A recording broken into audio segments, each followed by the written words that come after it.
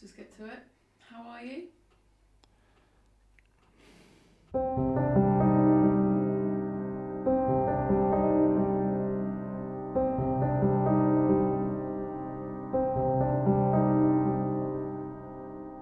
It's not been easy. It's been difficult as a creative. It's been difficult as a business person. It's been difficult in every way, shape or form. We've never been through this before. I've never been through this before. We're still in lockdown. I know there's going to be a future. It's just hard to kind of think of the future right now.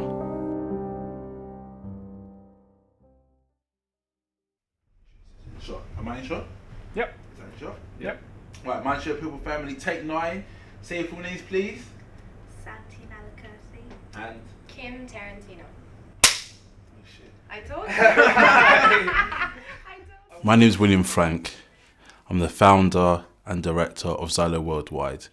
So we're an international creative and production agency based in London. Before lockdown, life was amazing. You know, I got into graphic design in second year of university, then started the business, then grew into a studio. Along the way, I made mistakes, made some poor decisions, but I always got through, you know. And along the way, we've created some stunning work. For someone to come out and start a creative business and for it to last 15 years was an amazing feat. I've been working with some great brands, some great organisations. I worked on my first global talent marketing campaign that took me to 5 different continents over 10 different months. I found out that I was going to be a father. Life was great. Before lockdown, life was so sweet. And I was thinking that 2020 was going to be even more of that. So for it to go the way it went, it was a nightmare for me.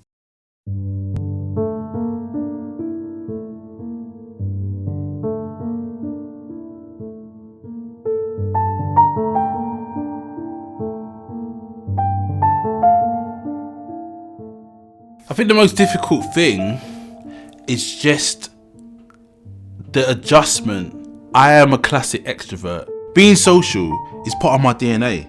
It has a huge influence on my career. And I was living life to the fullest. And for it to go from that to being indoors every day without any kind of idea of when the situation is going to get better, that has been a difficult thing for me. At first, lockdown was okay. Spending time with my newborn at home, watching TV all the time.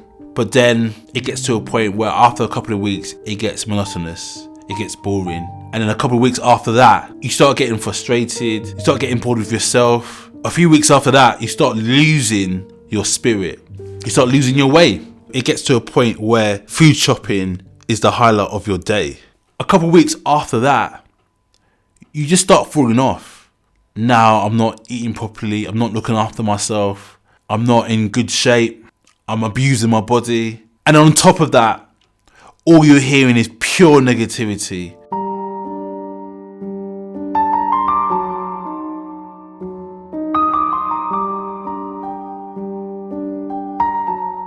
So whilst I'm struggling and trying to keep sane, the world is being turned upside down.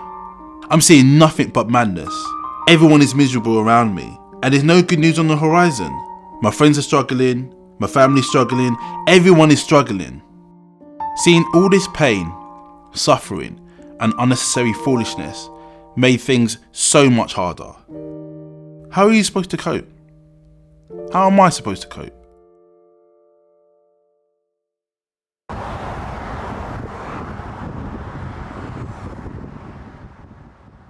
I had to take some time out.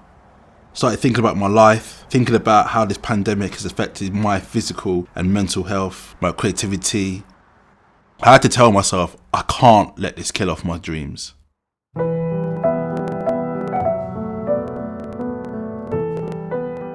problem with lockdown as well, and the problem with someone like me, who's a creative but also someone that looks to the future, you can't just tell me, don't dream.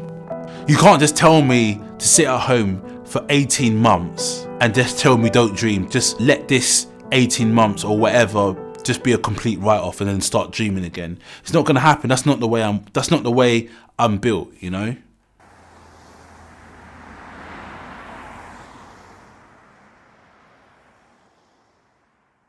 Even though my creativity has been affected in lockdown, what saved me in lockdown is still the creativity. I had time to realise that if I was going to survive lockdown, I just needed to stick to things that make me truly happy. I've spent a lot of time listening to music. It's a huge part of my life. And you know what? Just spending a few hours a day on my own listening to music really helped my mind get back to a good place. I've done loads of cooking. It's one of those things that I find both therapeutic and creative. Every day I'm trying new recipes, trying new ingredients, just freestyling and just having fun with it. Having deep convos, deep debates with people has definitely given me a new wave of inspiration. Also watching my partner develop into motherhood, watching our daughter grow, that's been inspiring as well. Another thing that I love that I find therapeutic is my love for exploring.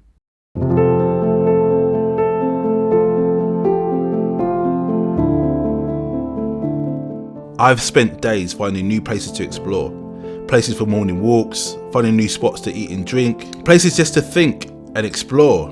Going deep off ends reminds me that there is a life outside of these four walls. All these things give me energy. It's how I get my focus, it's how I get my ideas, it's how it drives me. Even if you're not a creative person, I think knowing the simple things in life that make you happy will make you feel better. The future is still looking bright. I can still see the light, and I still know there will always be a future. If I wasn't creative, I'd be lost right now. It has been the one thing in my life that has kept me going through thick and thin.